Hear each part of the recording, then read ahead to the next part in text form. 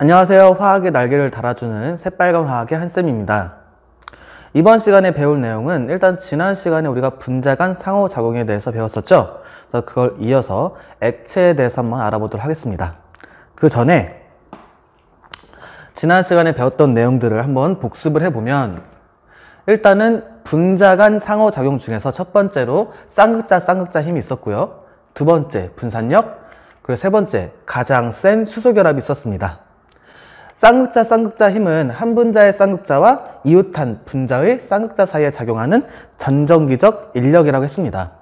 그래서 이렇게 부분적인 양전화와 부분적인 음전화, 이렇게 반복적으로 분자들이 부분적인 음전화와 부분적인 양전화를 갖게 되는데, 이런 식으로 다른 극끼리는 인력을, 그리고 같은 극끼리는 반발력을 가지게 되는데, 인력을 최대한, 그리고 반발력을 최소한한다고 했습니다. 자, 두 번째 분산력. 분산력이 형성되는 거는 우리가 모든 극성분자, 무극성분자 할 것 없이 모든 분자들은 분산력을 가지고 있다고 했었죠? 분산력이 어떻게 형성이 되느냐? 무극성 분자를 예를 들어 봅시다. 일단은 무극성 분자는 전하가 골고루 퍼져 있기 때문에 극성을 띠지 않아요. 그러다가 순간적으로 전자들이 치우치면은 부분적인 양전화, 부분적인 음전화를 띠는 순간 쌍극자가 됩니다. 그럼 바로 옆에 있는 분자가 순간적으로 쌍극자가 됐기 때문에 얘의 영향을 받겠죠? 그래서 그 옆에 있는 분자도 바로 이 순간 쌍극자에 의해서 유발이 되는, 이렇게 전하 분포가 유발이 되는 유발 쌍극자가 만들어지게 됩니다. 따라서 순간 쌍극자와 유발 쌍극자 이 사이에 작용하는 힘이 뭐다? 바로 분산력이라고 할 수가 있습니다. 그래서 분산력은 전자만 가지고 있으면 모든 분자들이 가질 수 있는 분자 사이의 힘입니다. 그러다가 이제 전자의 분포가 다시 고루고루 퍼지게 되면은 무극성 분자, 전하가 없는 상태로 돌아오게 됩니다. 분산력에 영향을 주는 요인은 두 가지를 둘 수가 있었는데, 첫 번째로는 분자량이 증가하면 증가할수록 전자가 많아지고, 그럼 전자가 한쪽으로 치우치는 편극 현상이 더 잘 일어나서 분산력이 증가한다고 했었죠. 두 번째로 분자량이 만약에 같다면 노말 뷰테인과 그리고 아이소뷰테인을 가지고 한번 설명했었죠. 여기 있는 표면적도 바로 영향을 줍니다. 표면적이 넓으면 넓을수록, 접촉 면적이 넓으면 넓을수록 분산력이 증가한다고 했어요. 마지막으로 수소결합은 전기음성도가 큰 플루오린, 산소, 질소에 붙어있는 수소와 전기음성도가 큰 플루오린, 산소, 질소 사이의 힘을 우리가 수소결합이라고 부른다고 했었죠. 여기 보이는 것처럼 플루오린이나 수소, 그리고 물 사이에서도 수소결합이 존재해서 다른 분자들보다 수소결합을 하지 않는 다른 분자들보다 끓는 점이 높게 나타난다고 했어요. 그래서 여기에 그래프를 보게 되면은 암모니아, 플루오린이나 수소, 물 분자가 끓는 점이 높게 나타나죠? 그래서 이 세 가지 힘을 배웠다면 이제 우리가 액체 파트로 넘어가 봅시다. 자, 학습 목표 첫 번째 다 같이 읽어봅시다. 물의 성질을 뭘로 설명할 수 있다? 그렇죠. 수소결합으로 설명할 수가 있다. 물의 특성은 전부 뭐랑 관련 있다고 생각하면 돼요? 수소결합과 상관이 있다고 생각하면 됩니다. 두 번째, 액체의 증기압력과 끓는 점 관계를 설명할 수 있다. 증기압력과 여러분들이 끓는 점에 대해서 한번 알아봐야 됩니다. 그래서 이 두 가지를 우리가 배워보도록 합시다. 자, 액체로 바로 들어가기 전에 우리가 머릿속으로 한번 생각을 해볼 건데요. 여름철 고온 다습한 바다 바람의 영향으로 석굴암의 내부에는 물방울이 많이 맺혀 벽면과 석불이 훼손될 수 있었다. 이를 방지하기 위해 우리의 조상들은 석굴암 뒤쪽에 흐르던 차가운 물을 석굴암 바닥 밑으로 흐르게 하였다. 바닥 밑으로 차가운 물이 흐를 때 석불에 물방울이 잘 맺히지 않는 까닭이 무엇인가? 이거는 우리가 액체 파트를 다 배운 다음에 결론을 내릴 수가 있습니다. 자, 액체로 바로 들어가기 전에 우리가 물의 특성은 뭐가 있고, 그리고 액체와 관련된 것들은 어떤 것들이 있는지 한번 키워드로 배워보도록 합시다. 우리가 배우게 될 물의 특성은 첫 번째 밀도, 두 번째 끓는 점과 녹는 점, 세 번째 열 용량, 네 번째 표면 장력, 다섯 번째 모세관 형상. 이 다섯 가지가 모두 다 어떠한 힘과 관련이 있다? 그렇죠. 수소결합과 관련이 있습니다. 그리고 액체 파트에서는 증기압력, 끓는 점, 이들 사이에 어떠한 관련이 있는지 같이 배워볼 거예요. 그럼 그 첫 번째 물의 특성 중에서 밀도에 대해서 한번 배워보도록 합시다. 우리가 물의 구조를 잘 보게 되면 자유롭게 이동할 수 있어서 분자 배열이 일정하지 않아요. 우리가 일단 물 분자 같은 경우는 이런 식으로 수소와 공유 결합을 하면서 옥텟 규칙을 만족하고 있죠. 전하 측면에서 보자면은 산소가 수소보다 전기음성도가 더 크기 때문에 전자쌍이 산소 쪽으로 치우쳐 있어요. 그래서 산소는 부분적인 음전화, 수소는 부분적인 양전화를 갖습니다. 화학 1에서는 분자 하나만 봤다면 화학 2에서는 분자하고 분자 사이에 어떠한 관련이 있는지, 어떠한 상호작용이 있는지 알아보기 위한 거기 때문에 물 분자를 더 다양하게, 더 많이 가져다 놓는다면은 이러한 여러 가지의 상호작용을 할 수 있다는 걸 볼 수가 있습니다. 지금 여러분들이 보고 있는 이러한 상호작용은 모두 다 수소결합이에요. 따라서 물의 특성은 수소결합이 중요하다라는 걸 알 수가 있고요. 그 다음에 얼음의 구조를 봅시다. 분자 배열이 육각형으로 일정하다. 수소결합을 하기 때문에 규칙적으로 수소결합이 일어나요. 잘 보면은 여기 수소결합. 그래서 이들 사이에 규칙적으로 배열하면서 가장 유리한 방향으로 결합을 하다 보니까 이런 육각형 구조가 되게 됩니다. 그래서 뭐가 생겨요? 안에? 그렇죠. 이러한 빈 공간이 만들어지게 돼서 물에서 얼음이 될 때 부피가 커지는 이산 현상이 일어나게 됩니다. 그래서 물이 얼면 수소결합으로 내부에 공간이 많은 육각형 구조가 되므로 부피가 어떻게 된다? 증가한다. 그럼 반대로 밀도는 감소하게 되겠죠?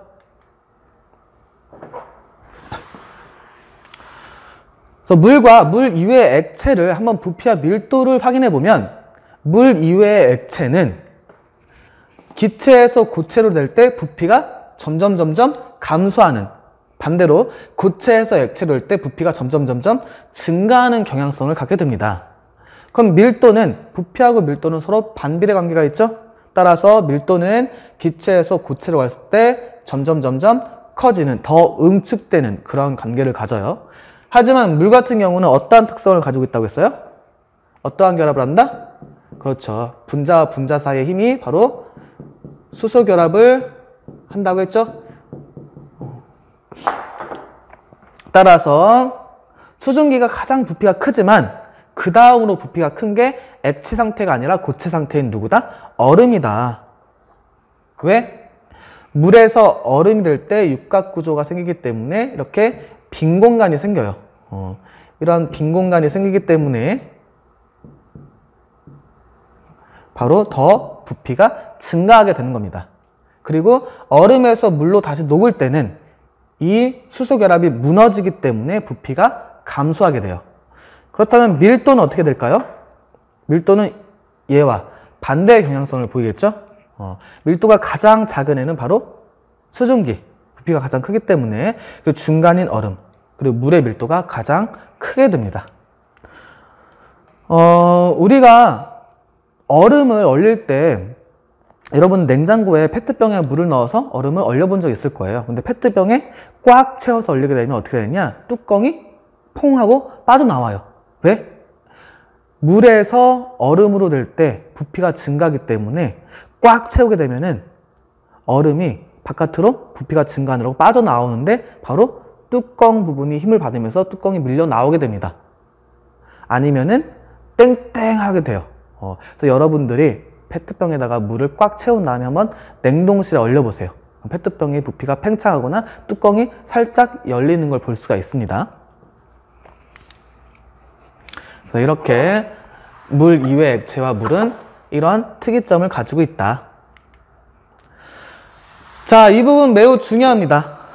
온도에 따른 물의 부피 변화와 그리고 밀도 변화, 이 부분 매우 중요해요.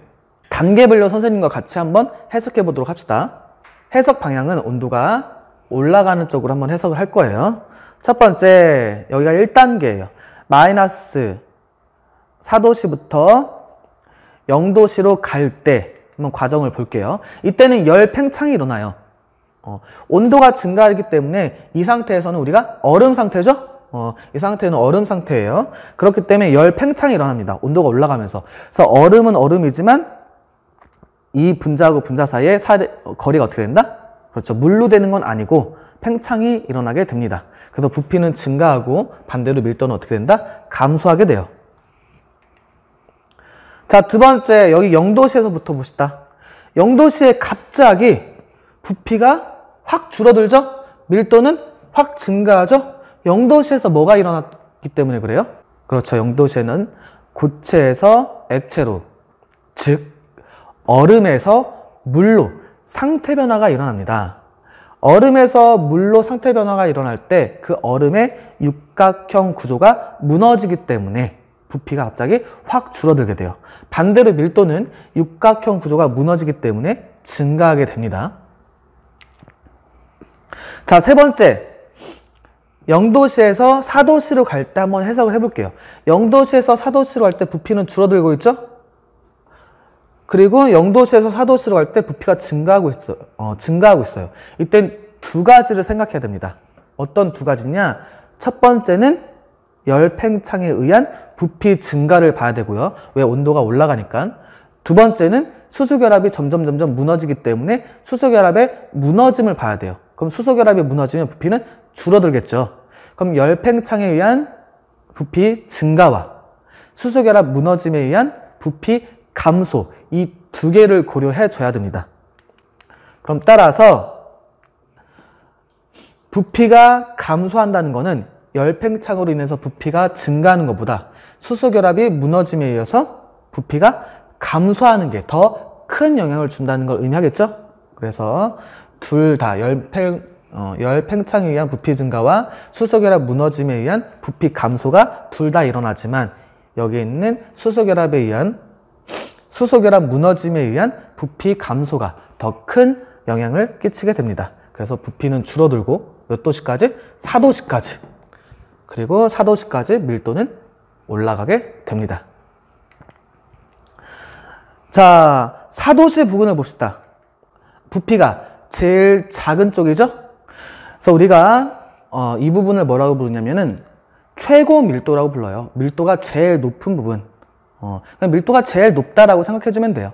부피는 어때요? 부피가 제일 작죠? 그래서 부피가 제일 작은 부분입니다. 우리가 보통 물의 밀도를 얼마라고 두고 계산해요? 어떤 온도든 상관없이 물의 밀도를 1이라고 두고 계산을 하죠? 그거는 원래 온도에 따라서 물의 밀도가 달라지긴 하지만 그냥 편의상 두는 거예요. 근데 실제 물의 밀도가 1일 때는 언제냐? 바로 여기 보이는 것처럼 4도씨일 때 물의 밀도가 1입니다. 이거는 기본적인 여러분들이 화학 상식으로 가져가기 바랍니다. 자, 이제 다섯 번째, 4도씨에서 이제 온도가 증가할 때를 볼 겁니다. 부피가 점점 어떻게 돼요? 증가하고 있죠? 밀도가 점점 어떻게 돼요? 감소하고 있죠? 그래서 여기서 봐야 될 거는 온도가 증가하기 때문에 뭘 봐야 된다? 바로 열 팽창을 봐야 됩니다. 그래서 다섯 번째 구간 4도씨 이상에서는 열 팽창에 의해서 부피가 증가하고 밀도는 감소하게 됩니다. 그래서 이렇게 5가지 단계로 해서 여러분들이 정리를 했으면 좋겠습니다. 자, 이러한 물의 밀도를 이용해서 호수의 물이 표면부터 어는 까닭, 어는 이유를 같이 한번 알아볼 거예요. 선생님이 그림으로 준비를 했거든요. 호수에 물이 있습니다. 여기 호수예요. 호수 표면은 10도씨, 호수 바닥은 10도씨예요. 이때 아주 추운 겨울바람이 불어요.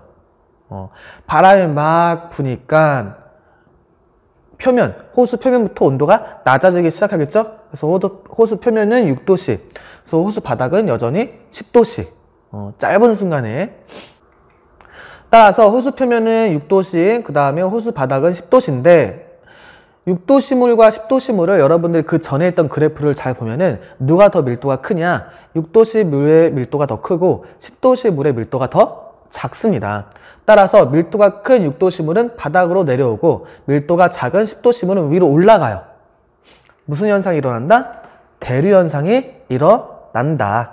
따라서 호수 바닥은 6도씨 물이 내려오니까 6도씨가 되고 10도씨 물은 위로 올라가면서 6도씨가 되는데 이때 바람이 더 불게 돼요. 그럼 6도씨였던 호수 표면은 몇 도가 된다? 4도로 뚝 떨어지게 돼요. 그러면서 호수 표면은 4도씨, 호수 바닥은 6도씨가 됩니다. 둘 중에 누가 더 밀도가 컸어요? 4도씨일 때 물이 밀도가 제일 컸죠? 그렇기 때문에 4도씨 물이 다시 호수 바닥으로 내려오게 되고 6도씨 물은 위로 올라가게 되는 대류 현상이 일어나게 됩니다. 그래서 호수 바닥은 4도씨가 되고 호수 바닥에 있던 물이 낮은 밀도로 위로 올라오게 되면서 4도씨가 되는데 이때 바람이 또 불게 돼요. 그럼 4도씨였던 호수 표면의 온도는 0도씨로 떨어지게 돼요.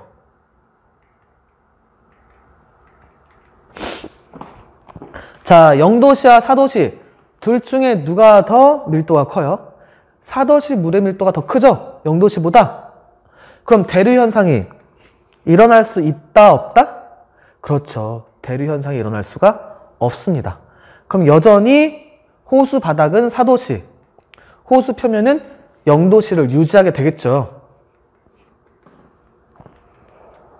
그래서 이때 호수 표면은 0도씨에서 더 바람이 불게 되면 어떻게 된다? 상태가 변하면서 얼음이 됩니다.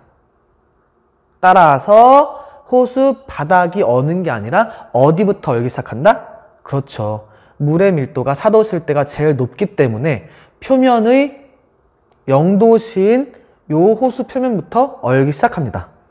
그러면은 바람은 더 불게 되고 표면의 온도는 더 떨어지지만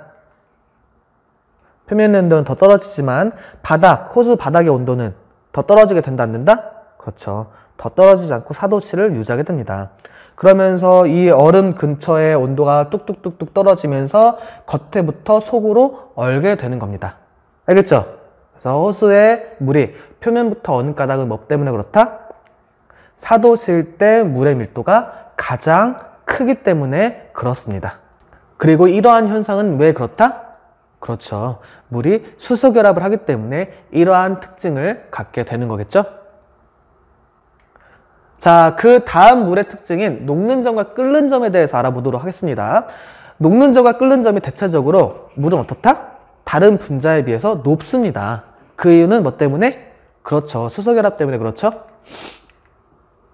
그래서 분자 간 힘이 크다. 끓는 점, 녹는 점이 높다는 의미는 분자 간 힘, 인력이 크다는 걸 의미합니다. 물은 분자 간의 수소결합이 형성하므로 분자량이 비슷한 다른 물질에 비해서 뭐가 크다? 분자 간 힘이 크다. 그렇기 때문에 그렇죠. 녹는 점과 끓는 점이 높을 수밖에 없습니다. 자, 여기 있는 표를 보면 메테인과 암모니아, 물, 그리고 황화수소가 있습니다.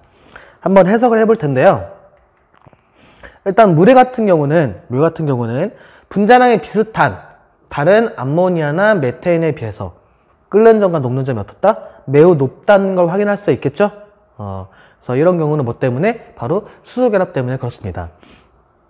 우리가 또 생각할 텐데, 선생님, 암모니아도 마찬가지로 수소결합을 하는데, 이 암모니아 같은 경우는 녹는 점과 끓는 점이 왜 물보다 낮아요? 라고 생각할 수 있는데, 이거와 관련된 거는 여러분들이 대학교 일반화학에서 배울 거예요. 그래서 그때 한번 해결하도록 하고, 한번 이걸 보는데, 뭐 그냥 간단히 먼저 알려주면은, 자, 봅시다.